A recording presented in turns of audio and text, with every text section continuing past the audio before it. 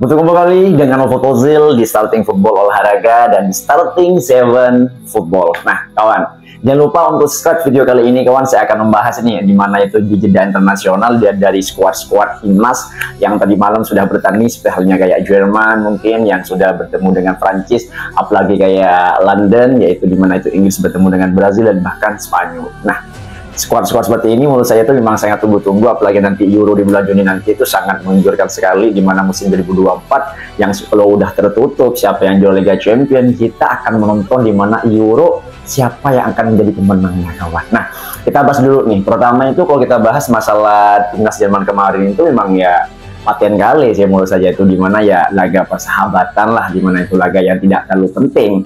Tapi kan di sini kan ada momen dimana itu Toni Kroos yang udah pensiun sebelumnya, yang tidak bermain dengan timnas Jerman mungkin terakhir kali itu pada tahun 2018 kalau nggak salah itu ya. Nah, ketika dia udah balik ke timnas Jerman, ternyata ketika bertemu dengan timnas Prancis hanya butuh 11 detik loh, dimana itu Toni Kroos ngasih asis kepada Florian Wirtz. Emang paten kali nih satu pemain ini, paten banget. Kenapa? Ya ini baru balik kan, dimana itu kalau kita lihat di Piala Dunia kemarin, artinya tuh timnas Jerman benar-benar kurang di lini tengah. Ketika kedatangan Toni Kroos di sini, yang dimana itu posisinya itu sebagai DMF atau defense-nya, secara dia menyerang ke depan, memang dibutuhkan Julian Nagelsmann ini sampai dia jujur.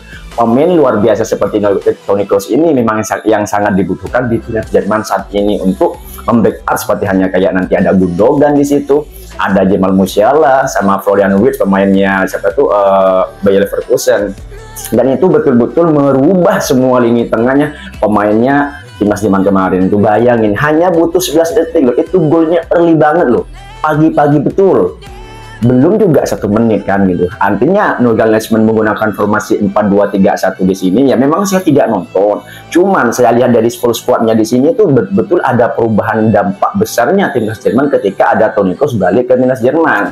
Ya mungkin ada salah satu masalah verbal lah di tahun-tahun sebelumnya, cuman sebagai tuan rumah, timnas Jerman harus betul-betul mempersiapkan dirinya, mempersiapkan bentengnya dan bahkan pelurunya nanti nih, ketika nanti udah mulai di bulan Juni nanti. Apalagi sebagai tuan rumah tidak boleh dia menggandakan dari pemain-pemain sebelumnya yang kurang beraktivitas di tengah. Ya, apalagi nomor punggung 8 yang sebelumnya dipakai Ilkay Gundogan, di situ langsung dikembalikan lagi sama Toni Kroos kemarin itu. Apalagi memang ban kaptennya sekarang dipegang Ilkay Gundogan, cuman nomor punggung 8 ini betul-betul masih punya Toni Kroos. Kita menghargai timnas Jerman, artinya nomor 8 itu masih punya Toni Kroos. Nagelsmann di sini memberikan secara aktifnya itu formasinya sangat cocok sekali dengan pemainnya timnas Jerman. Dan itu ya golnya kayak Havertz juga ada kemarin di serangan kemarin itu. Jadi timnas Jerman itu di Panzer ini betul-betul siap untuk menyambut di mana Piala Euro nanti di bulan Juni.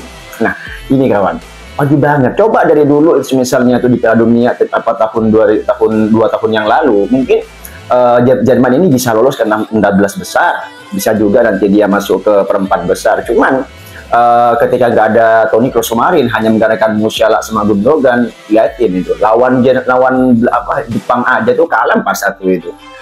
Apalagi di Piala Dunia juga kalah 2-1. Artinya memang di lini tengahnya Jerman di sini tuh kurang aktif betul. Kalau cuma mengandalkan Musiala yang masih berumur dini juga, dan Ilkay Gundogan sendirian di tengah memang sangat kurang. Nah, lihatin ketika ada Toni Kroos datang ya kemarin itu butuh 11 detik loh. Dan itu di menit pertama. Dan musuhnya nggak nanggung-nanggung, itu timnas Prancis. Apalagi timnas Prancis yang sudah menjuarai Piala Dunia 2018 dan juga dia semifinal di Piala Dunia 2 tahun yang lalu itu. Dan ini betul-betul menjadi perubahan besar dampaknya ketika Hansi Flick berpindahan kursi dari pelatihannya itu diganti oleh Julian Nagelsmann. Itu memang betul-betul ada satu proses dengan yang sangat modern untuk yang saat ini. Dan sekarang sudah terjawab, Toni Kroos betul-betul adalah jantungnya timnas Jerman saat ini. Apalagi dia sudah banyak berpengalaman bermain dengan Bayern Munchen, apalagi dia juga memegang Madrid saat ini yang masih belum tergantinya di lini tengah. Artinya timnas Jerman betul-betul mempunyai squad yang full skill dan juga full defense untuk saat ini. Ya, apalagi nanti di sini Antonio Rudiger, ada Leroy Sané bahkan di situ. Nah, itu kan. Kalau kita bandingkan nih, tadi malam juga ada pertandingan London versus namanya itu Brazil. Pertandingannya di Wembley, artinya tuh Brazil menjadi tim tamu dan Inggris menjadi tim tuan rumah. Tapi untuk di akhir skor tetap kalah 1-0 untuk timnas Inggris dan dimenangkan oleh timnas Brazil. Bayangin, kalau kita bilang itu timnas Brazil, timnas Inggris sekarang itu bisa dibilang tuh kayak Manchesternya City untuk sekarang itu. Bayangin, mulai dari Kyle Walker, mulai dari Phil Foden juga di situ, ada Jude Bellingham, dan bahkan ada kayak Walter Hodgkin juga di situ. Masih banyak lagi pemain-pemain bintang yang sudah terisi untuk di timnas Inggris, kayak Antonio Gordon, pemainnya Newcastle gitu. Jadi ini bisa juga dibilang timnas Inggris betul-betul punya squad mega bintang semua, nggak ada pemain-pemain kecil di situ. Nah, kalau kita perhatikan kemarin tuh banyak peluangnya juga timnas Inggris, cuman ketika tim Samba menjadi tuan tamu ini kan lagi persahabatan. Ketemu tuh Rodrigo, ketemu Bellingham juga, ketemu Vini juga ketemu. Ya memang sedikit ada action reactionnya juga kemarin ketika Bellingham berhadapan dengan Vini menjadi musuh. Agak sedikit lucu sih untuk kemarin itu. Nah, kawan, kalau kita bilang kemarin itu misalnya ya kayak main-mainan lah kawan itu. Cuman timnas Inggris ini tuh dicoba untuk mentalnya ketika bertemu dengan tim Samba, dan akhirnya pemain yang masih berumur 16 sampai 17 tahun kalau nggak salah itu, yaitu ketika menggantikan Rodrigo di babak kedua, yaitu Enrique, mampu mencetak gol, menerima bola rebound dari Pickford kemarin itu. Sebenarnya Vini bisa masuk, ada peluang 2 atau 3, cuman bolanya masih bisa dihalau, masih dikejar oleh kayak Walker gitu. Nah kawan, kalau kita bandingkan presisinya dulu nih antara timnas Inggris dan timnas Jerman. Dua timnas ini kalau kita ingat dulu adalah salah satu negara yang saling bermusuhan, yang tidak pernah akur ketika bertemu di Piala Dunia atau Piala Eropa. Kalau keduanya ini nanti ketemu misalnya di perempat final atau semifinal, itu menjadi salah satu pertandingan yang sangat luar biasa. Artinya itu semua bintangnya ada di situ. Semua pemain full skillnya, ngedefense-nya juga ada di situ. Bayangin kalau misalnya nanti Toni Kroos bertemu dengan pemain tengahnya timnas Inggris, nanti Kai Havertz juga akan bertemu dengan Walker-nya di situ. Itu menjadi salah satu full squad yang kita bandingkan. Mungkin timnas Inggrisnya yang lebih dicondongkan, lebih dipilih karena punya squad yang bagus. Bayangin kayak Marcus Rashford, Saka juga ada di situ kan. Kalau timnas Inggris, kalau timnas Jerman ya ada sih, cuman ya masih kurang familiar lah untuk ke timnas Inggris untuk yang lainnya itu. Itulah kalau kita bandingkan, apalagi timnas Spanyol kita dan itu full Barcelona, nggak ada pemain-pemain yang lainnya itu kayak di Madrid. Paling nanti cuma nanti kesini kayak Joselu, kayak Nacho, kayak Arfahal, yang lain itu kayak pemain yang terbaru yaitu Lamine Yamal dan Kubarsi, itu sudah masuk untuk keluar Spanyol. Bisa saja nanti itu Spanyol menjadi salah satu duri dalam dagingnya timnas Jerman ketika bertemu nanti di Piala Euro.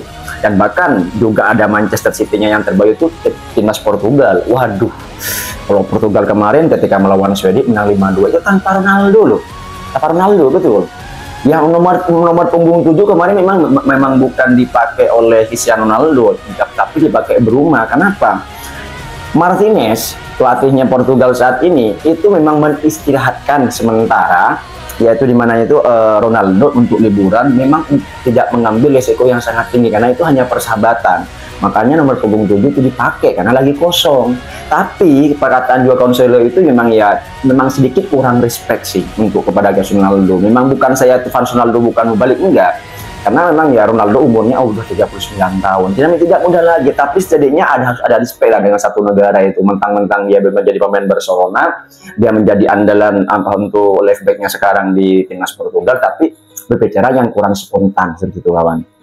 Nah, kalau kita bilang misalnya ini nanti ya, wah full seru banget lah pokoknya untuk Euro untuk saat ini. Saya nggak bisa bilang bandingkan, cuman kalau sampai Portugal ini bisa bertemu dengan Jerman atau dengan Inggris, mungkin dulunya akan sedikit gemeteran lah menurut saya, itu akan sedikit ngeri nih. Bayangin Bernardo Silva, Rafael Leao, Gonzalo Ramos, mungkin kayak Ruben Neves, dan mungkin kayak Otavio. Wow, masih banyak lagi pemain-pemain Portugal itu. Portugal sekarang itu sudah muncul mempunyai banyak pemain-pemain yang sangat luar biasa di tengah sana itu. Wah, ini kawan, kalau kita bisa tolak ukur lebih ke belakang sih, mungkin Portugal bisa sih menjuari Euro untuk tahun 2024. Mungkin 10 tahun yang lalu itu ketika 2014 Ronaldo, 14-15 kita Ronaldo mengangkat piala pertamanya ya Piala Euro itu, dan itu di final nggak nampil kan. Nah, untuk tahun ini Ronaldo harus membuktikan lagi sebelum nanti diganti anaknya yaitu Cristiano JR, ya toh, untuk kedepannya Euro di sini kawan. Nah, full squad ini menurut saya tuh yang paling saya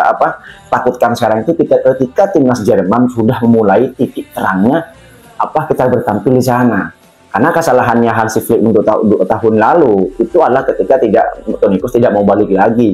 Tapi kenapa ketika ada Julian Nagelsmann menggantikan Hansi Flick, dia mau dipanggil itu, dan juga Jerman di sini menjadi tuan rumahnya.